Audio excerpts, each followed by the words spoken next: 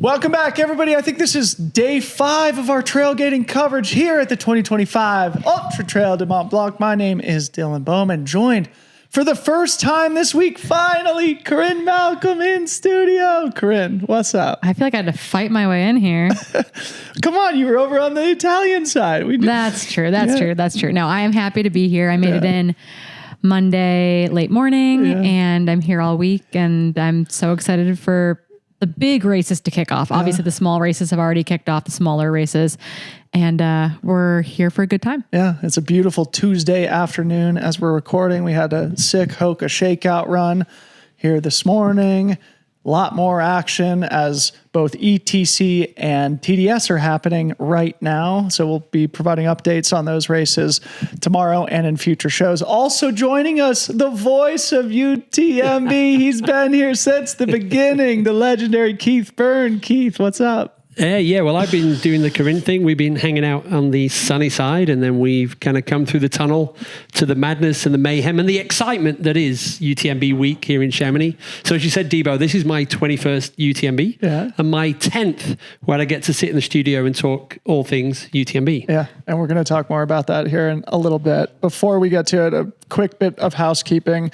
Today's show is sort of like our final thoughts, updates, and prognostication and predictions for the races. Of course, we focus most of our coverage on the UTMB World Final events, that being OCC, CCC, and UTMB. So we've got some updated information, we've got some updated forecasts, and we've got some expert predictions on tap for today's show.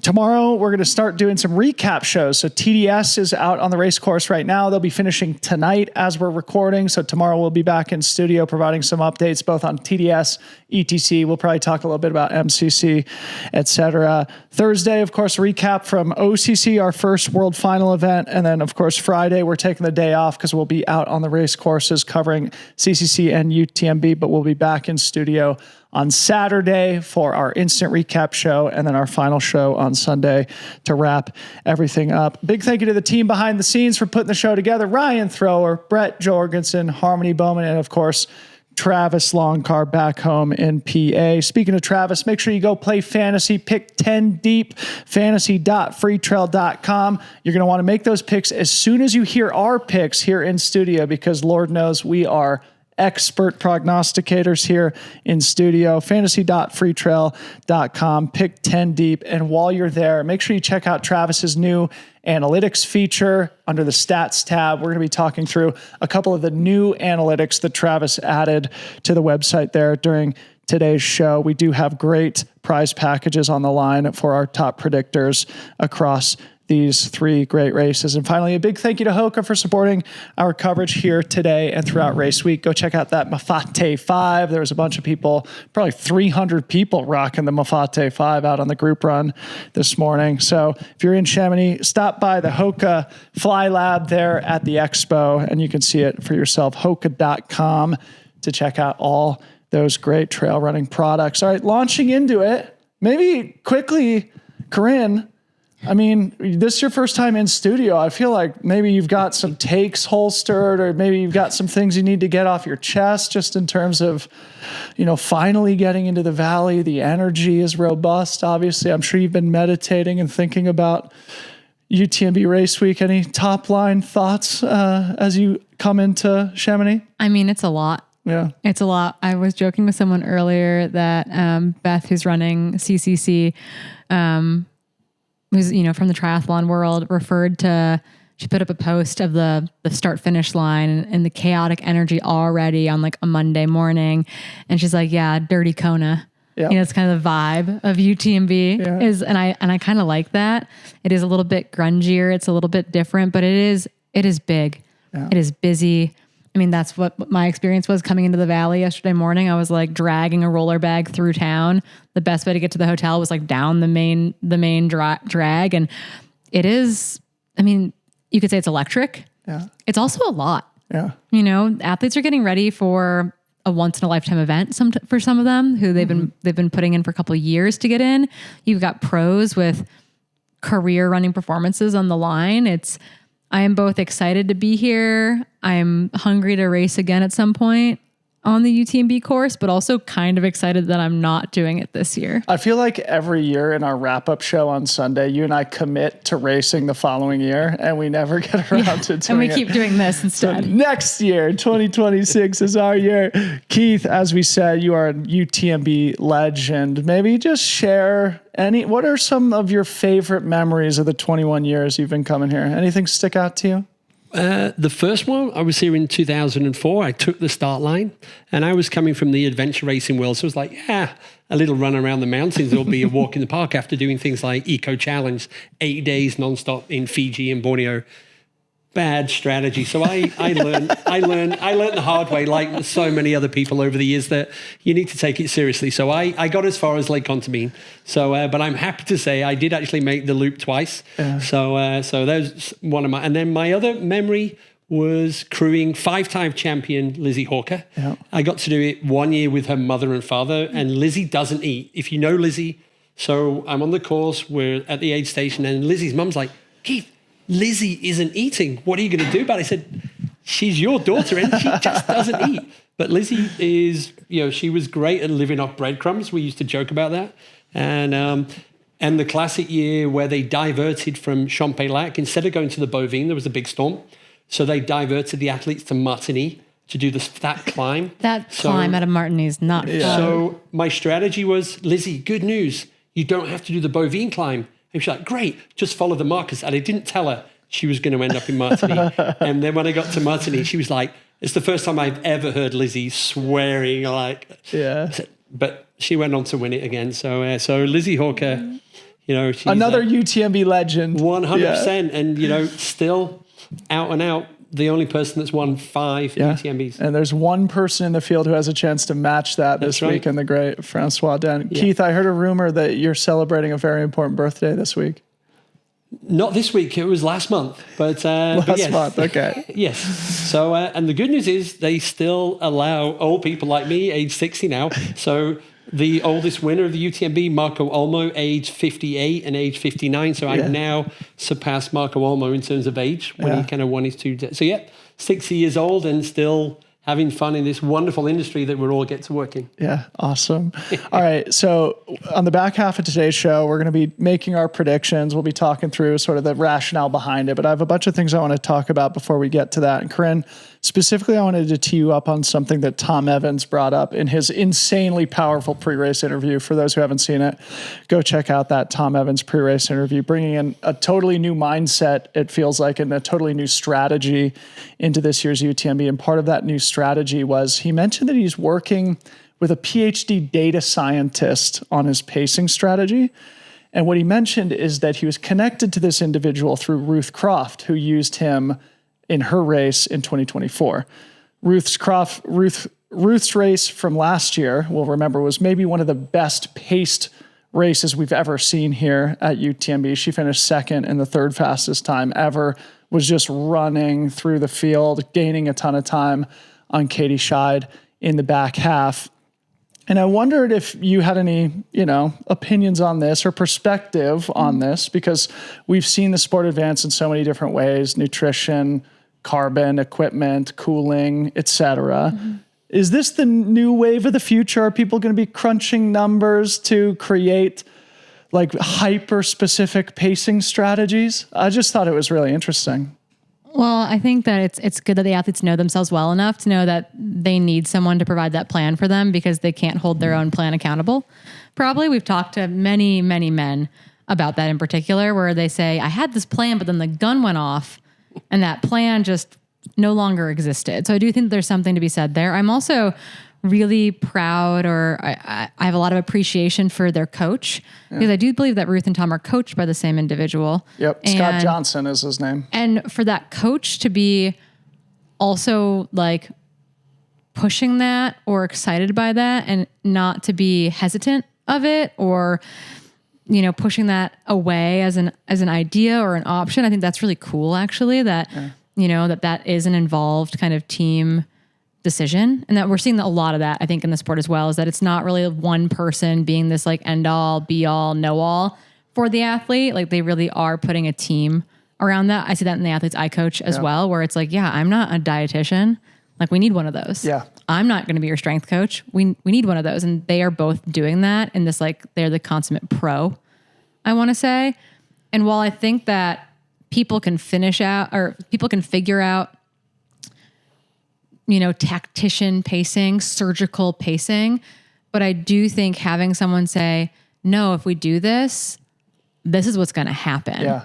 And so, it's one thing to say, yeah, Ruth ran the fastest ever splits in the back 50 miles of UTMB last year for women, faster than course record pace, faster than Katie, faster than Courtney, on and on and on.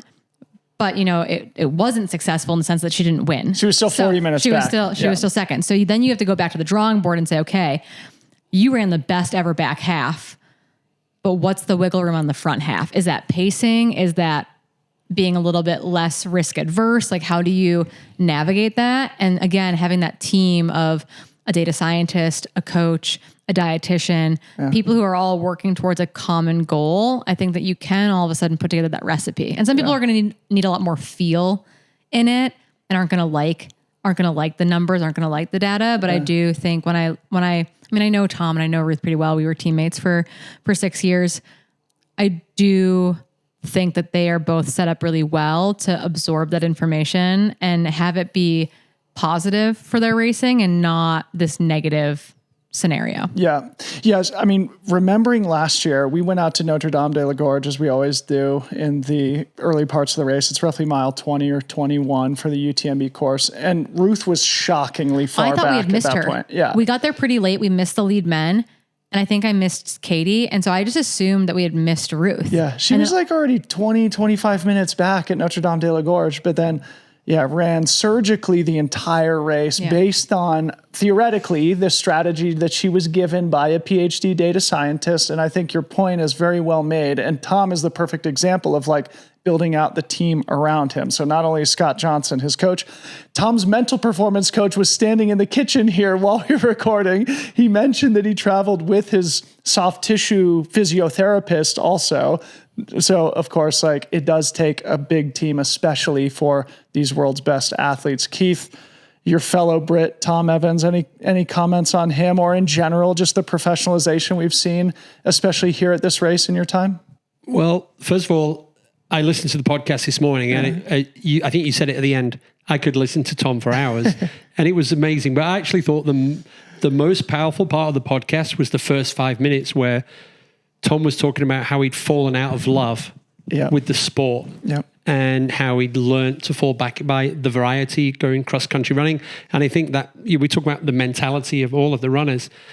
He was like, why am I doing this? It's kind of like, what's my purpose? What's the why? And he went away, understood that it shouldn't just be to fulfill the obligations of a contract. You need the love of the sport. And I think that's so important when it comes to aligning with your sponsors and aligning on that vision. And Rod has talked about that in his, like in some of his writing as well, of this idea of like what we are expected to do versus what we want to do. Yep. And I do think contracts, while they can support you in bringing your own physio to UTMB, which is amazing and maybe necessary at the highest level, it also can muddy the water and make it murky. And I think that when an athlete is misaligned with that sponsor towards the end of a contract, we do see them kind of bobble a bit more and feel really lost and feel like they're not sure what they're supposed to be doing. And I do think this realignment for Tom, he's now a dad obviously as well, but this realignment with a new brand, a new partnership, moving into this new chapter of life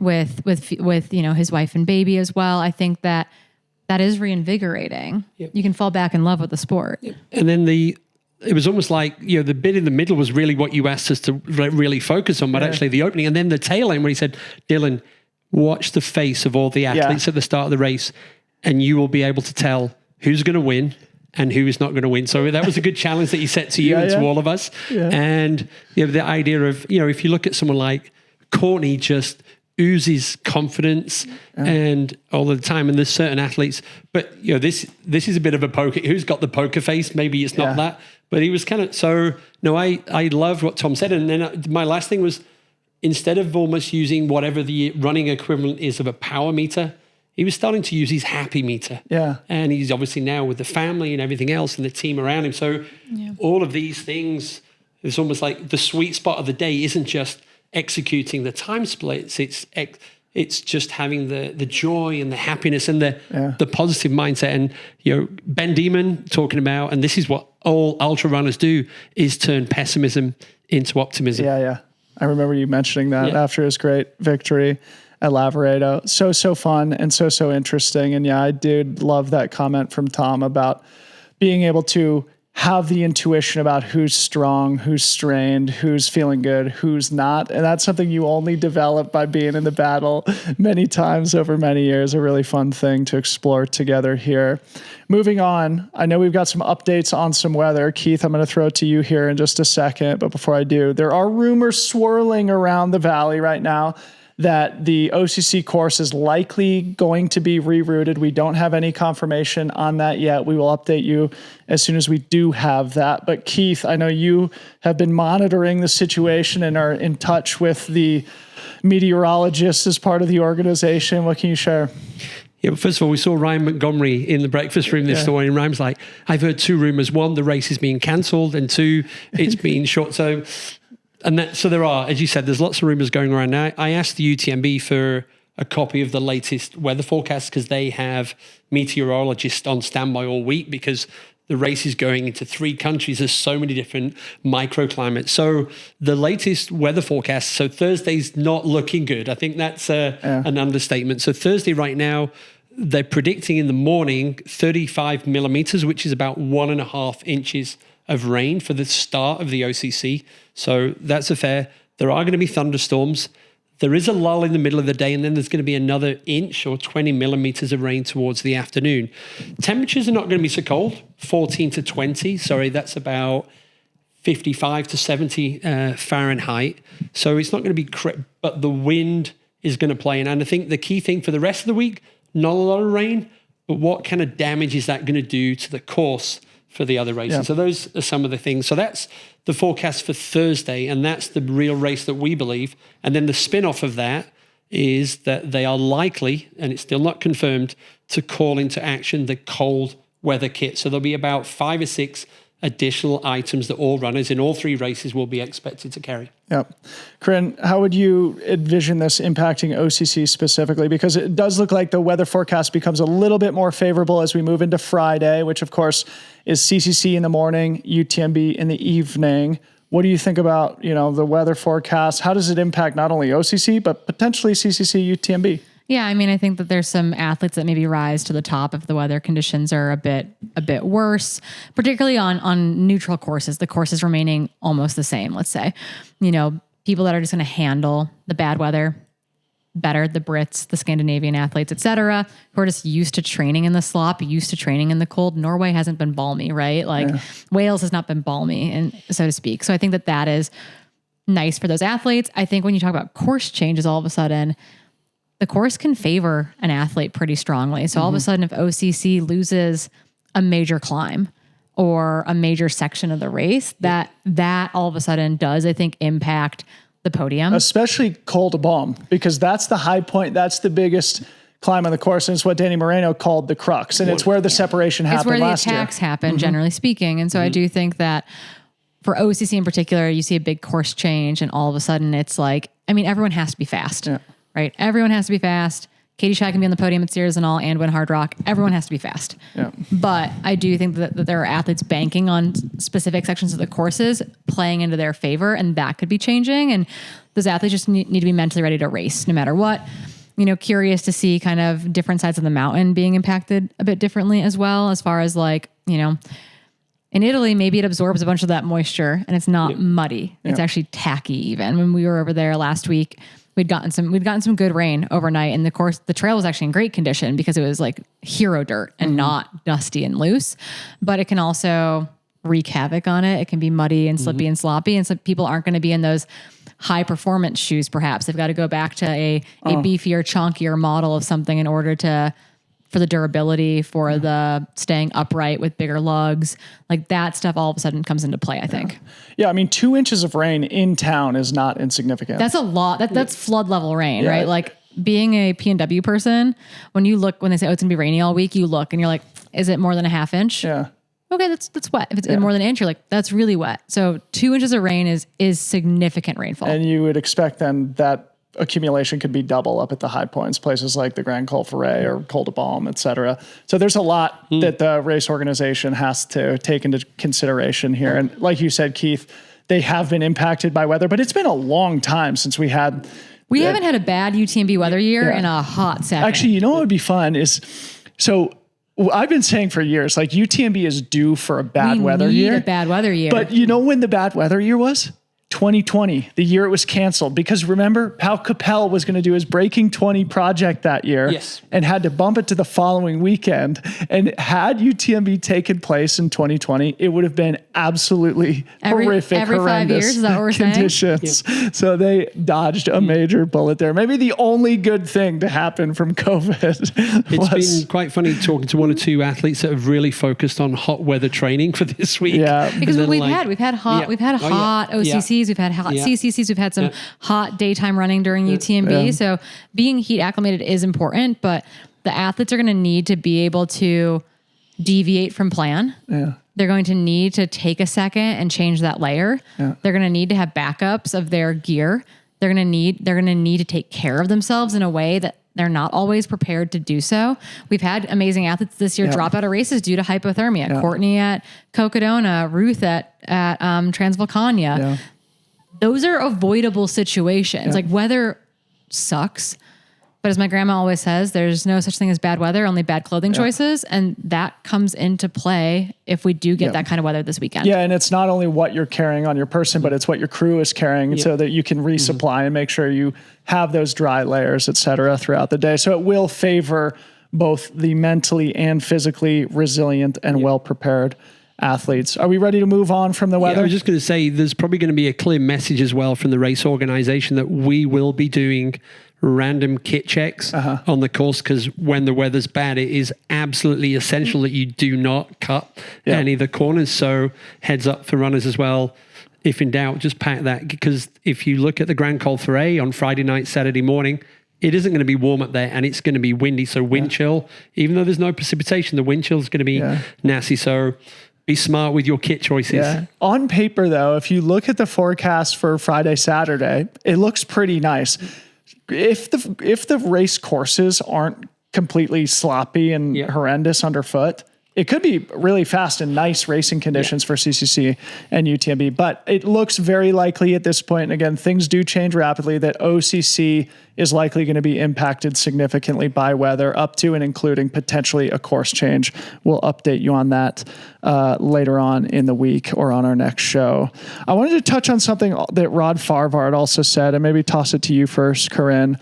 He had a very simple mental framework that he wanted to apply to his UTMB race. And you're going to be crewing for Rod Farvard. So we're going to be reiterating this in 8 stations. He was basically like in our pre-race interview, he was like, I just want to be in the moments when it gets hard, when it's low, when you're suffering, just be a little bit better than everybody else. And I thought that was a very, simple, clarifying, and easy mantra that you could apply to really any race, because nobody is going to be immune from significant, massive suffering in all of these races. And so just being the athlete that who handles that inevitability with a little bit more grace and poise is potentially a really great mental framework to approach a race with. And it's the difference between hoping the race doesn't hurt and knowing the race is going to hurt and just being ready for it. Yeah. And I think I think it's really easy in trail and ultra running to just like maybe hope that you're just going to have a race that goes completely smoothly from start to finish. You're never going to suffer. You're just going to have one of those days. Yeah. But one of those days I think is probably almost rumor or fiction.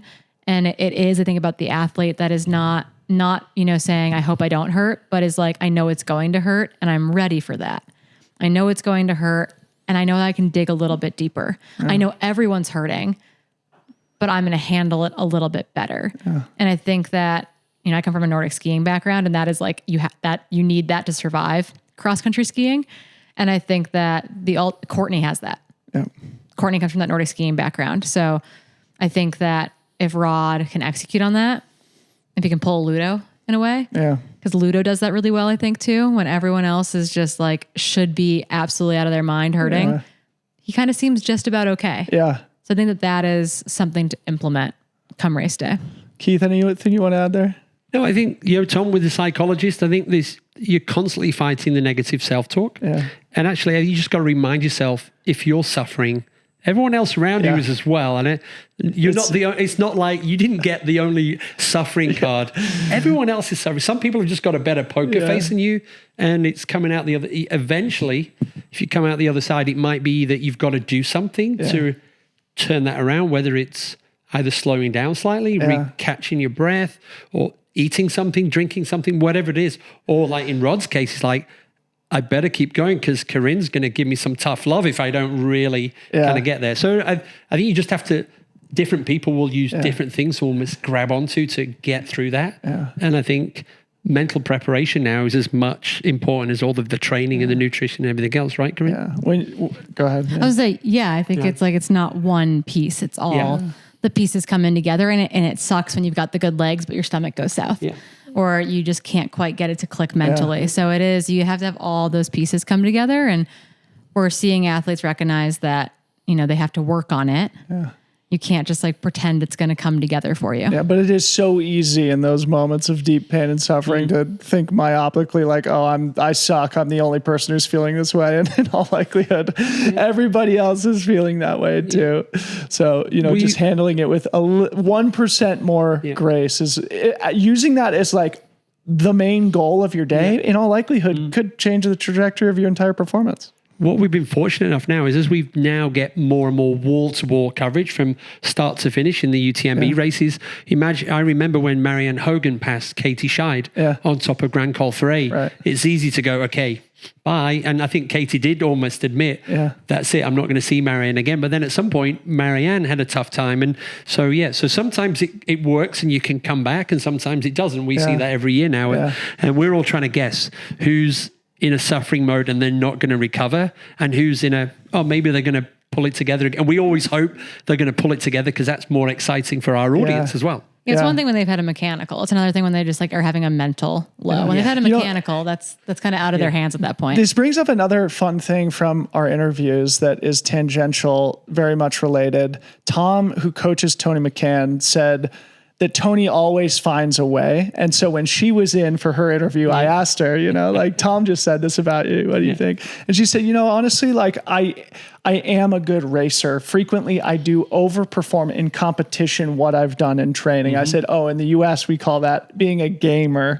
And I think this is sort of a similar philosophy, right? Of like being able to operate under pressure, to handle difficulty in real time. And now like thinking about Hayden Hawks, who comes into this with significantly less training than most of the guys who he's going to be competing with. Like he's got that gamer X factor that could lift him to perform above and beyond what his training and preparation would indicate. I just thought, is Tom Evans going to be the best coach at CCC? It's a very good chance. A very good chance. Yeah. He's got a lot of ladies that are looking. I think he said 4 of the top 10 ranked women. That's right. Are Tom athletes. So just to name check them: Tony McCann, Dani Moreno, Ingvild Casperson, Elsie Davis. So very, very cool. Okay. I've got some fun stats I want to talk about with you guys. Brett, if you don't mind, if you could pull up the field summaries for the women first. This is a different visual of something we've been talking about throughout the week. So what our audience is looking at here is all 3 of the world final events ranked by UTMB index for the top 25, top 50, top 75, and top 100. So looking at the women, as we've been talking about all week, what is very clear on this, if you see that top row, that CCC in 2025 for the women is the race of the week. What these numbers indicate, the mean column indicates the average UTMB index score for the top 25, 50, 75, or 100, depending on where you're looking.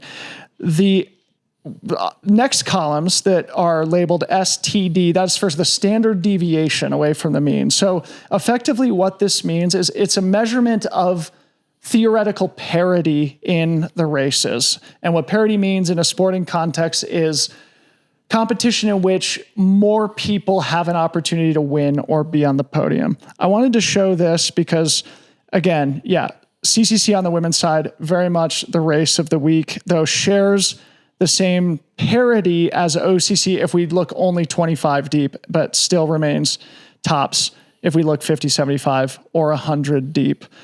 I think this will be another interesting conversation when we move to the men, but Corrine, I haven't had an opportunity to talk about this with you specifically, just about the density of competition as it relates to each of these world final events, whether CCC is sort of the race of the week and anything else that jumps out from the stats. Yeah, which I think is interesting because it wasn't last year, right? Mm-hmm. Like CCC was not. It was good, but it wasn't excellent as far as the depth of competition goes, I think.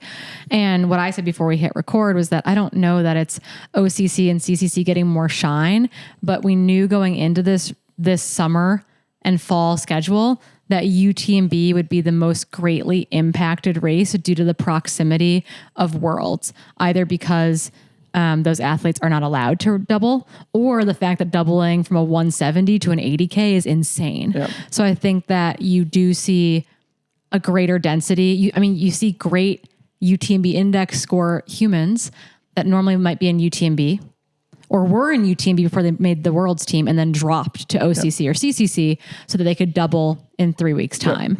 So I do think that is, in my mind, what we're seeing, particularly in the women's UTMB field. And we're seeing it to a degree in the men's UTMB field as well, is that that's going to be the race most greatly impacted by the attempt for the double. And you would think CCC could be equally, but we've got a handful of athletes that are doubling, in my mind, maybe not in the best strategy, but are doubling on the men's and women's side, CCC to either short trail or long trail at Worlds at the end of September. Yep. Yeah. So your point for the audience is basically that the proximity of the World Championships it seems like, based on this data, one interpretation could be it has uniquely impacted the competitiveness of UTMB. Of course, UTMB on the women's side is still an amazing event. Phenomenal. Highlighting and including some of the best athletes our sport has ever seen. Still one of the best races of the year. But as we split hairs here, as we analyze the data as a bunch of sports nerds, it's a fun thing to look at. Brett, if you could pull up the men's chart here too. I just want our audience to be able to see this. So this is the exact same thing on the men's side. What we will notice the difference here is OCC has the greatest the greatest mean UTMB index score across top 25, 50, 75, and 100. So it basically looks like CCC on the women's side, OCC for the men. It also has the most parity if we look beyond the top 25. So if we look just at the top 25, UTMB actually has the most parity. In other words, the least standard deviation from the mean. But it is only a slight improvement. In fact, they're only separated by 1 or 2 points here between OCC and CCC. But I wanted to tee you up on something else here too, Corrine, which is that we got a comment from Kenyon Woodward, who made a point that I think is worth putting into the conversation here, in that oftentimes for short distance focused athletes, it's easier to maintain a higher UTMB index score, which may be reflected in both the means and the standard deviations here. In other words, any comments from you about does the UTMB index score uniquely favor short distance athletes? Do you have an opinion on that? I mean, I think Canyon's on to something in the fact that if you are a 100-mile specialist, you don't race as often. Yeah.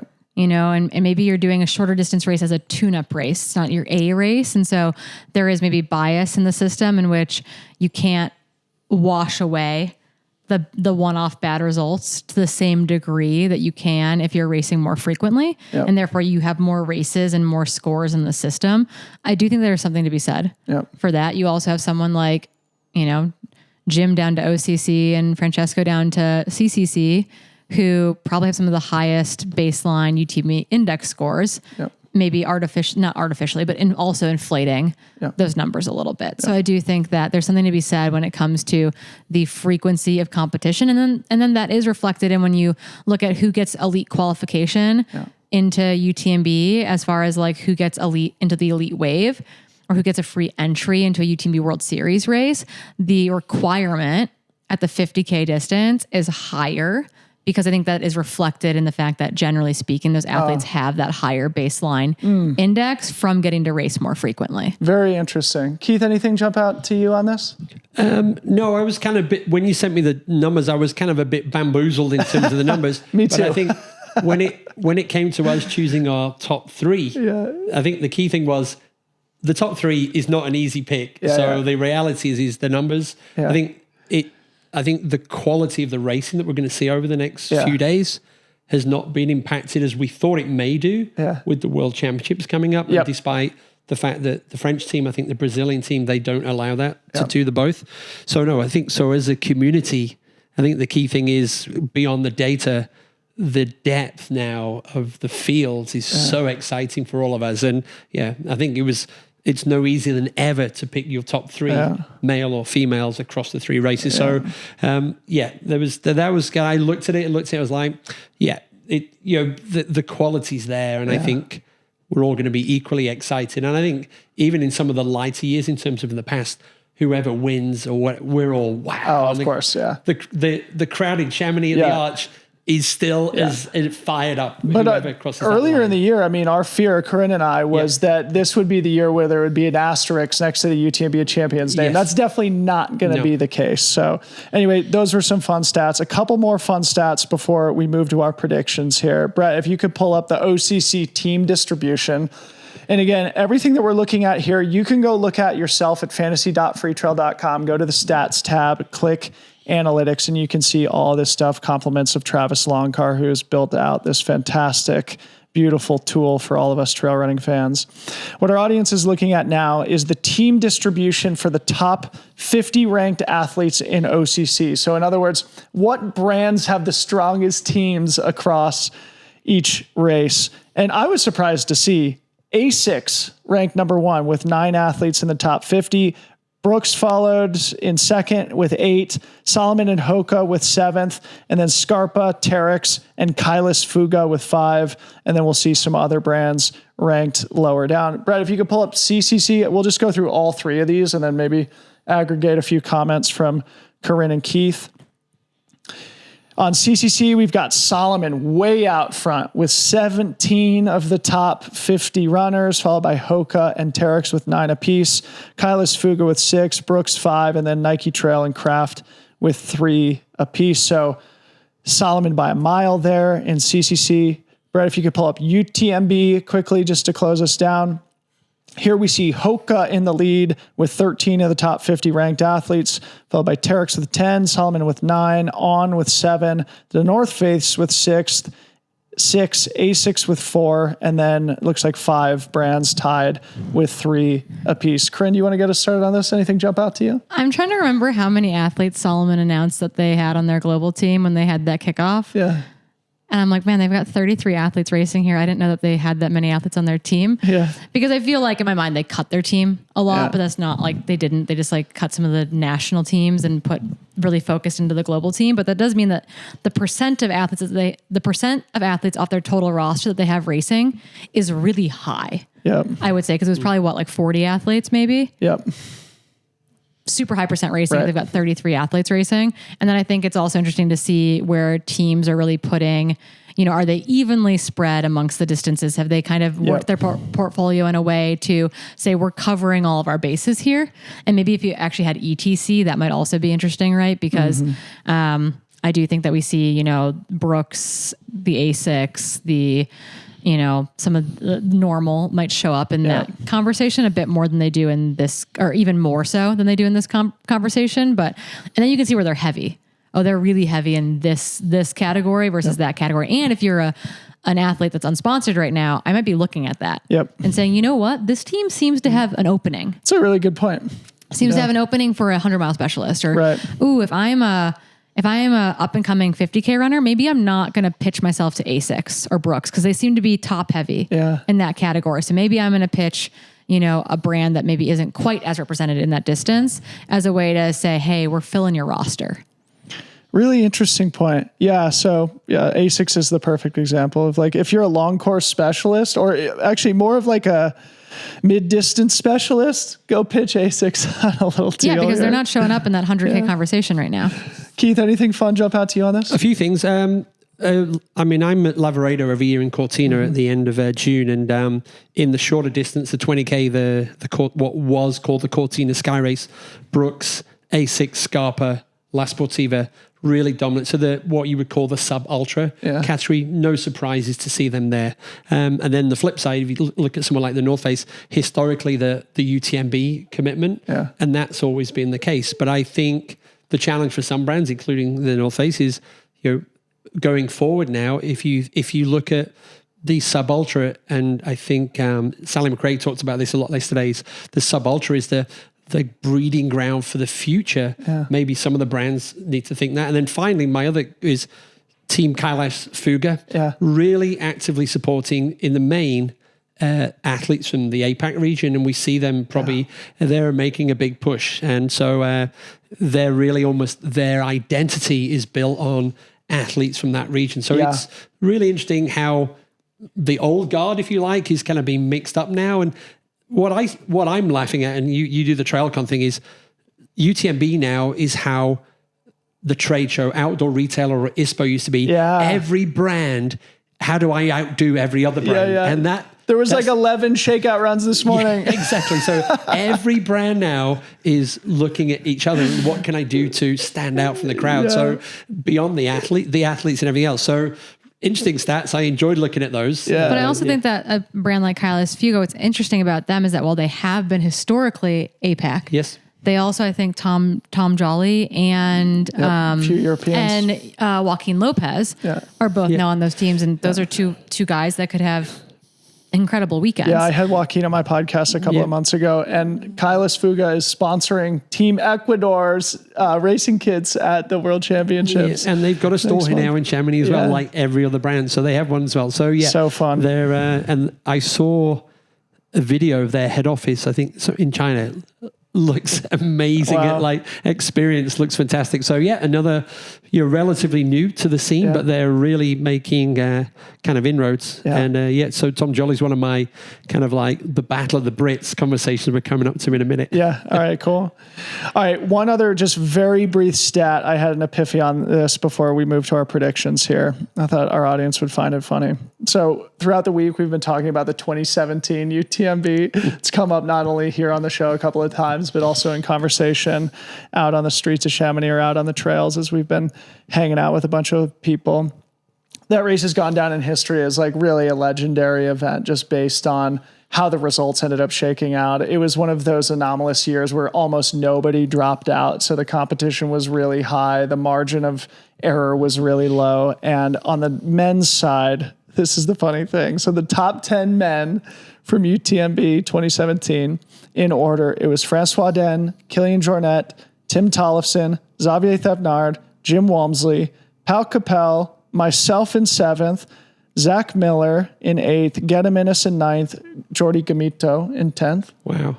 There's one person in the top 10 from 2017 who never got a podium finish here at UTMB. Who do you think it was?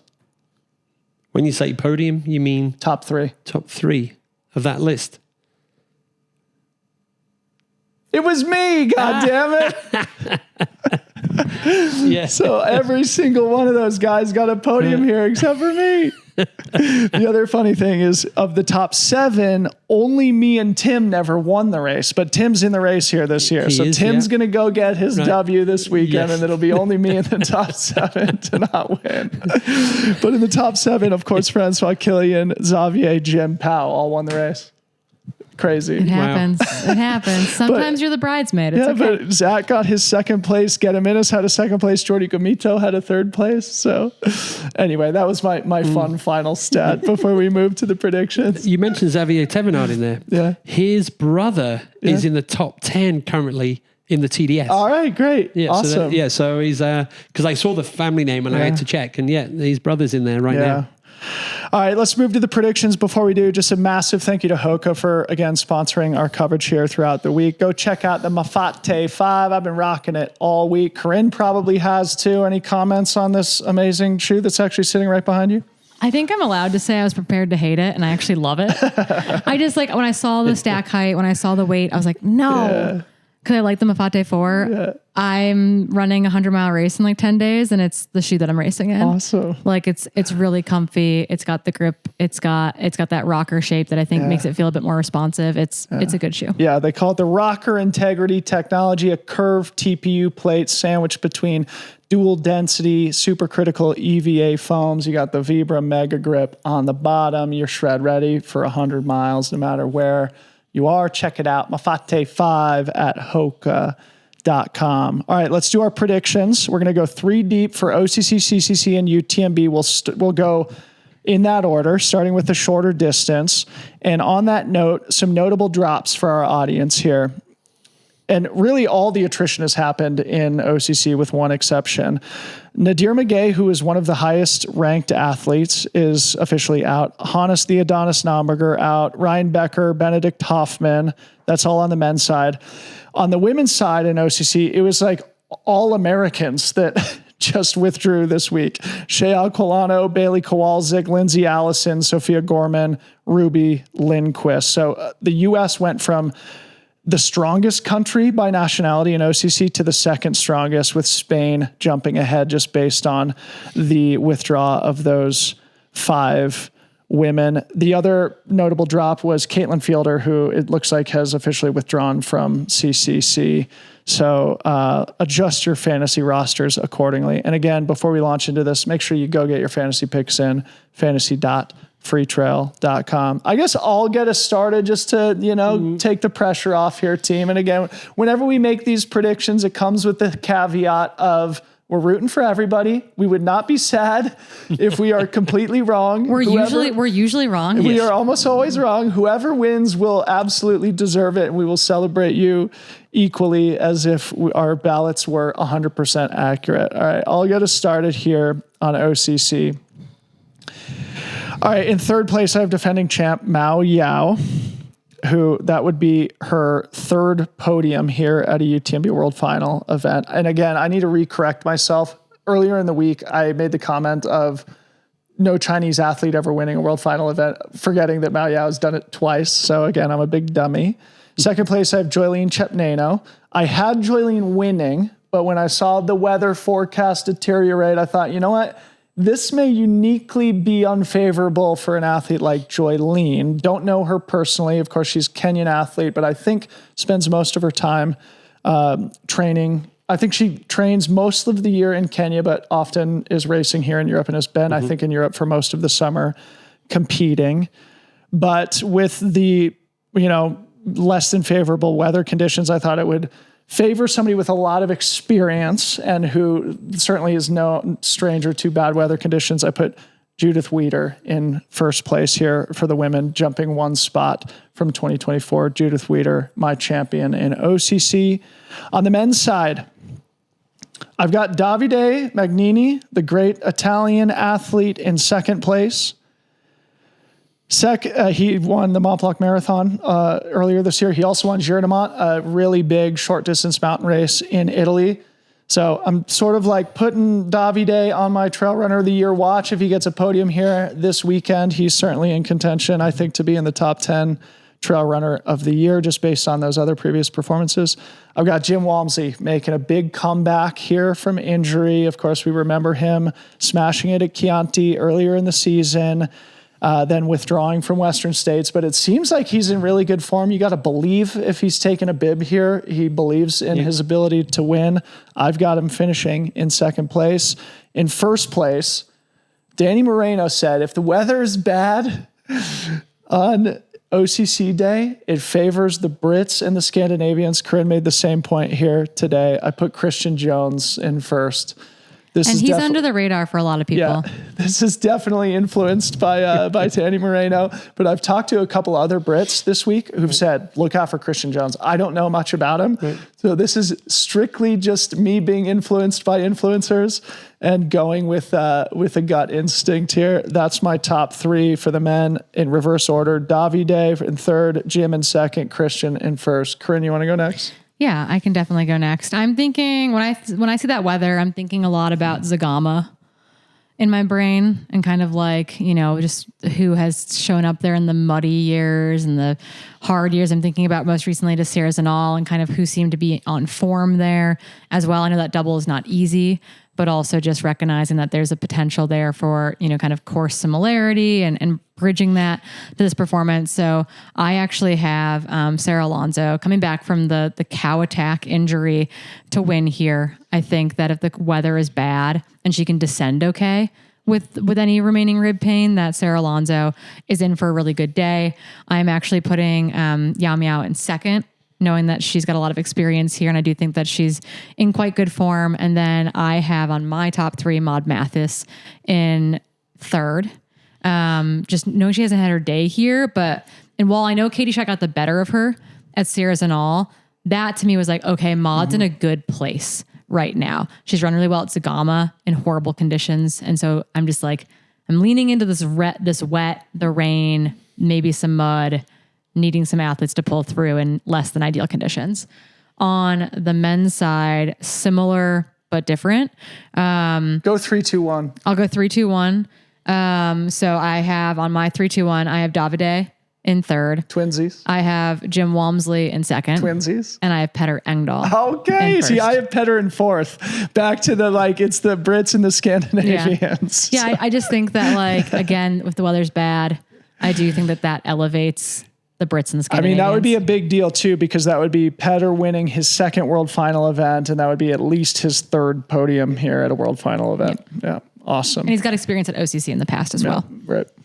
Keith, 3-2-1 on the women, then men. Sure. Yeah, I think there's just one of the 6 athletes I have. There's one new one to add to the mix. So in the women's race, I have Sarah Alonso third, Yao Miao in second, and I have mother of 2, because I know you were talking about dad power a lot this week. Yep. So Judith Vida, mother of 2. So I've got a good feeling about that, but we all do about our predictions. Totally. And then in the men's, I've got Jim in third.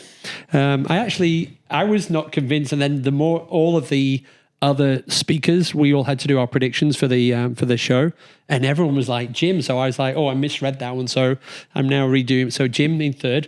My second place runner pushed Francesco Puppi hard in the 50K at Lavaredo this year. So Luca Del Pero, Italian, he's my dark horse, new one for this. Yeah. And then I use the same mindset as Corrine. Bad weather. It was either going to be a Brit or a Scandinavian, so I went with Petter Engdahl as well. All right, 2 Petters. All right, that's pretty cool. So yeah, there we go. All right, great podiums there all around. Moving to CCC, I'll get us started here. Third place, I have previous champion from Norway, Ingvild Kaspersen. Second place from China, having, again, Trail Runner of the Year type season after second place at Western States. Fu Zhaojiang, who hasn't quite had her race here at the UTMB Mont Blanc, but certainly one of the best in the world. And I've got Tony McCann doubling back, defending her win from last year to win again. That would be her third world final win in 3 seasons, which would be a remarkable string of success. Moving to the men, the consummately overlooked Drew Holman from the U.S. in third, who you saw race at Lavaredo 80K back in June. Keith, Drew Holman brings home a podium. He's been 5th previously at CCC. He's having a quiet but very strong season.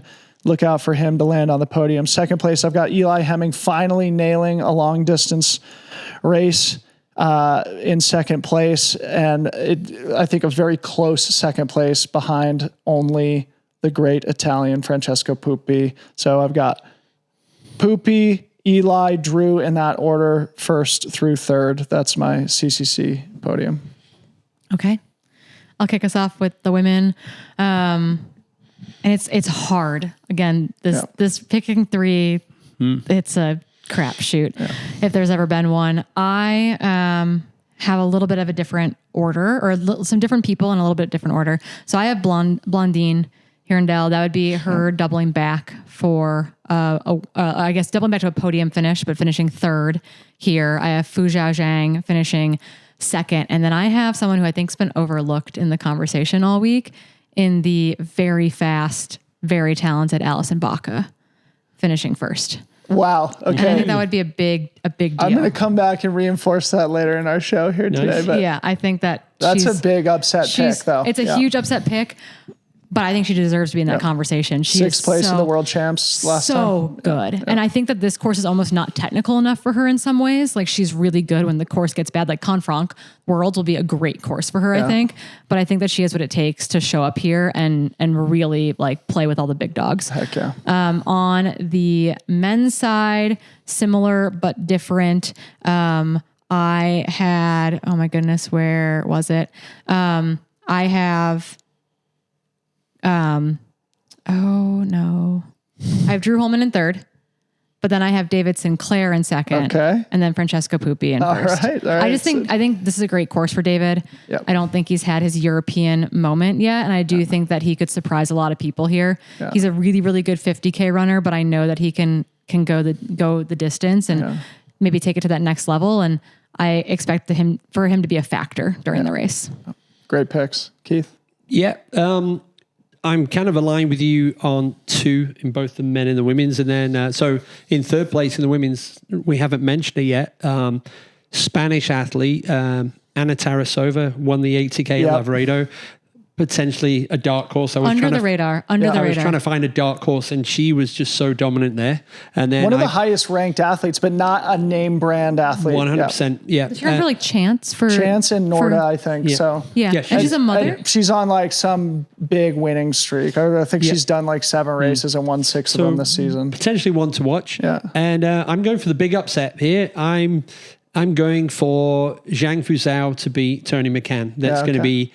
And I'm expecting a grandstand finish in there. It's going to be all out to the finish line. So I'm super, and obviously as the UTMB live audience, that's kind of the dream scenario where they're climbing over that horrible metal bridge as they come to the final kilometer in Chamonix, and they're both racing that. So that's in the men's, just in third place, I have Andreas Reiterer, from Northern Italy. He's having a good year. He ran really well, second or third at Lavaredo 120K. And then I have Eli. I saw Eli and Tabor yesterday. They were like, they are so happy the weather's going to be bad. Yeah. And then absolutely we were all lined on the winner, Francesco Pupi. Yeah. It's kind of we're all there. Yeah, it's similar to your prediction on Fuzhou and Tony. Yeah. I was thinking, I just really think Eli and Francesco are going to be elbow to elbow going up to the Flagere, and it's going to be like Francesco gets him by a minute or two. And the question will be like, does Fuzhou have to close, right? Because I mean, that's like her Western States thing, is that she kind of is like too far back in my mind, and then she closes really strong. So curious to see how that works in CCC or not. Yeah. Okay, so moving on to UTMB, the big race on the women's side. I've got Camille Bruyas, the great French champion, bouncing back from a little bit of a quiet stretch, including injury. She has been second place to Courtney Dauwalter here in the past. So Camille Bruyas in third place for me. Then I've got Courtney Dauwalter in second place. Again, this goes to something that one of the spidey senses that I have, which we'll talk about later, but I think it's going to be very close. I think both races in UTMB are going to be very, very close. I've got Courtney Dauwalter in second, and Ruth Croft takes the victory. Boom. It's destiny for Ruth Croft to win this race based on her career. Dani Moreno made the great observation that Ruth has won a Golden Trail World Series race. She's won Western States. She's won OCC. She's won CCC. Like, she wins everything when she puts her mind to it. She has put her mind to this now for 2 years. I think it's Ruth's time. I think it's going to be very close. I think it's going to be a real battle, and it's going to be one of the greatest women's races in trail running history. Men's side, I've got 2 Brits in my top 3, Keith. I've got our guy, Tom Evans, in third place, his second podium here. I think it's going to be very, very close. Just in front of him, Jonathan Albin, and just in front of Jonathan Albin, the great Francois Den brings home his 5th victory here at UTMB. Very, very hard decisions. This is the type of thing you have to just like sit with and just like feel a sensation in your soul and then place them in what feels like the most appropriate spot on your ballot. That's what felt right to me. Those are my podiums, Corrine. Yeah, I think our women are pretty aligned, but I've got Lin Chen in third. I think she did not get to start Western States. was disappointed. She'd really bad poison oak. She's never recovered from canyons effectively. She's really solid and she's scary good when she's on. So I'm putting her in third, Courtney in second, Ruth in first. Wow. Okay. I think I want to see a battle. Yeah. No one's getting an easy dub this weekend. On the men's side, we diverge. We are trees that diverge or paths that diverge in the woods.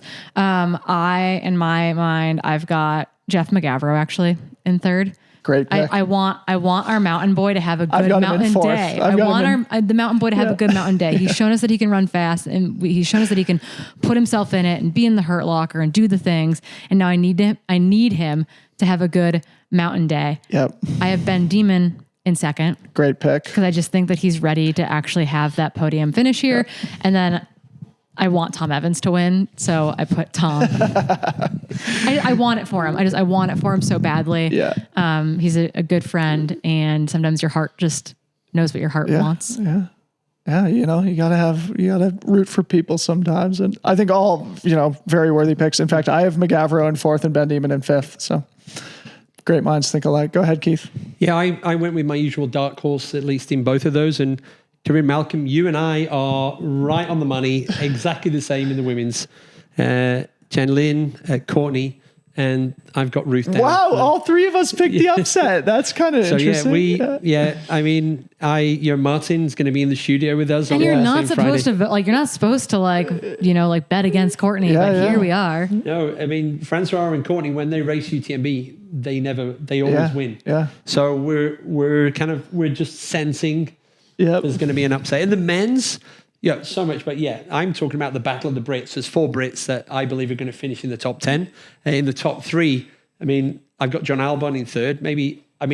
If I wasn't on this camera, I'd probably want John to win. Obviously, North Face bias. But John Albon in third, Tom Evans in second, and 2 DNFs at UTMB. Never passed Courmayeur.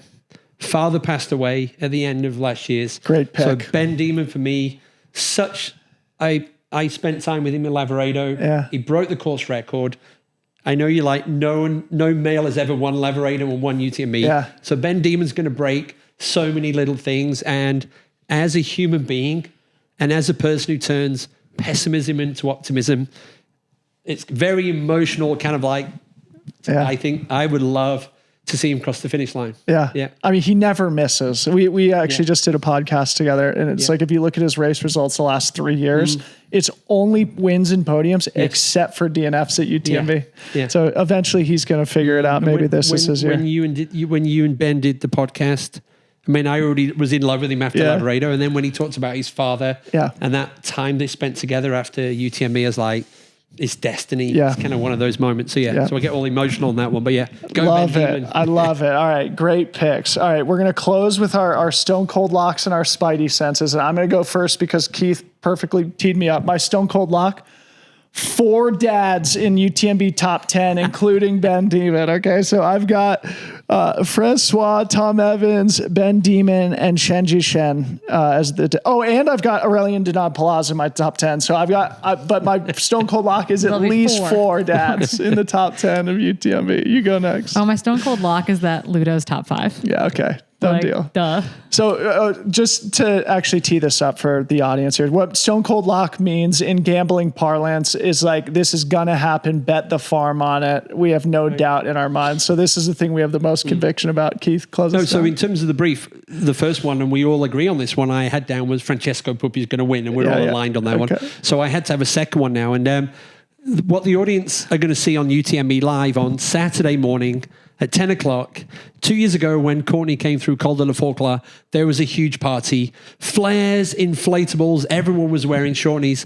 This year, the team that organized that, it's Mission Impossible. It's going to be at Mission Valocine, 10 o'clock Saturday morning. So all of the crowd. So my stone cold lock is that if you're watching the race or if you're down there, you are going to be blown away by the energy. If you think Notre Dame de la Gorge on Friday night is crazy, Saturday morning Valocine is going to be so much fun. So you can either watch it live or get up to Valocine. Go it's going to be You're going to laugh. It's going to be so funny. So fun. All right. Those are great. Our spidey sense. So for the audience, this is just sort of something that's been percolating in our brain, something we have a feeling about, but we don't have as much conviction as a stone cold lock. I've got two I'll touch on really quick. One, I think we are going to see the closest margin of victory either on the women's or the men's side. I think it's going to be close on both. The women's race on UTMB has not been close in years. It's been at least 40 minutes separating first and second for like at least the last 5 years. Yeah, the men's has been a bit more Killian touch and go. Mathieu were only 5 minutes apart. So I wouldn't be surprised to see the closest margin of victory ever in both the men's and women's races at UTMB. And then my other spidey sense was, to your point, I think Alison Baca, just spidey sense, she'll be in a race that has a lot of deep American talent, top American and top 5 in CCC. That was my other spidey sense, thinking that nobody else would mention her name, but you beat me to it. I've been waiting for it all week. I'm like, bring me Alison Baca. I saw her husband and their dog this morning, and it was great. I think my spidey sense right now is that akin to that Mathieu, Killian year, I think that we're going to see shakeups for podium spots well after Valersine. Like we're talking like the climb from the road, like the final climb before you even start the traverse to La Flégère. Like I do think that UTMB, the long one, is going to come down to things aren't going to be locked in until that late in the race for those kind of the podium being secure. I think that we're going to see continual movement in the field. I think it's, akin to it being close. I don't think it's going to be a blowout. No. Like I think things are going to be tight and exciting all week, which is great for us as fans of the sport. Mm-hmm. And we see it in the shorter distance racing, but I do think that we're going to see that even though UTMB isn't the UTMB of UTMBs that we, think it could be, I still think it's going to be it's still a nail biter. It's still going to be incredible. Go ahead, Keith. I got two, so I kind of wanted a female story and a male story. So carrying on the Tom Evans, I believe that Tom's 4 athletes are going to finish in the top 10. So we've got good one. Yeah. Tony McCann, Elsie Davis, Ingvild Kaspersen, and Dani Moreno. So Tom's done such a good job, and the athletes have done such a good job, and they're going to rock up and be a top 10, all 4 of them. And then the Battle of the Brits. So we've got 4 potential males in the UTMB finish. So Josh Wade, Tom Jolly, Tom Evans, and John Albon.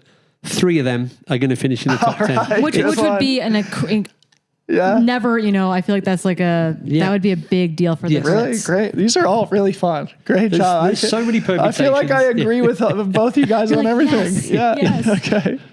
Guys, this is such a fun show. Let's close by just talking about what you're both going to be up to this week. Corrine is obviously going to be in studio with us at least a couple more times. You got here for the women's race stuff. Talk about crewing for Rod. Oh my gosh. That kind of stuff. What am I doing this week? I run from here to the next thing, basically. Yep. I am doing hookah work, some PR work. I'm set up in the chalet literally right outside the UTMB store every day this week from 12 p.m. to 2:30. Slinging here for the women's race shirts. So we've got French ones, we've got our crops, we've got some other stuff. So come and check us out and get a shirt. Wait, do you mean that's in the expo or by the UTMB office? We're in the expo. Okay, we are in the expo right outside of the UTMB shop. Not the UTMB office, the UTMB expo shop. Great. Across from the NAC booth. And then, I'm hosting a panel after this. I'm crewing Rod Friday, Saturday, which honestly feels like the chillest part of my week. Like I'm so excited to just go mob around the mountain with some friends and help Rod hopefully have, a top-notch day here. Yeah. So it'll be really fun. Great one. Go ahead, Keith. I mean, you're going to be on the mic. Yeah, we're going to be in the Majestic Conference Center, the UTMB live kind of hub. And, Stephanie Case is in the house. So much energy and humor. Martin Gaffori. So Martin Gaffori, Depper, and myself, we've been doing UTMB live now for 10 years. So Martin escaped from the French channel, is now has been in our studio for many years now. And then and myself. So that's the 3 for OCC, CCC kickoff of the UTMB. UTMB night, so we'll be live from Courmayeur, 2 a.m. There will be, Martin's going to go over there with Ida Sophie Hegeman. So Ida's out on the TDS course right now. Nice. Ida's going to be doing that. Then Madge, Mael Backhausen, Madge, and Alexis are going to be at Arnuva.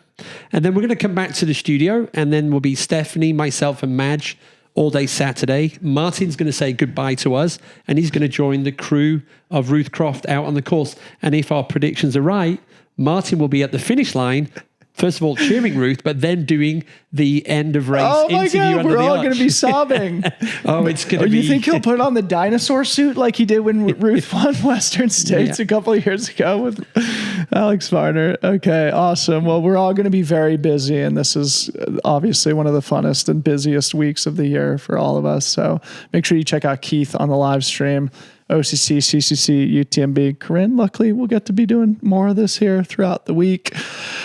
As we wrap up here, to our audience, please, if you don't mind, smash that subscribe button while you're here on the YouTube channel. We would definitely really appreciate it. Go play fantasy for a chance to win a bunch of great prize packages from Hoka and Freetrail.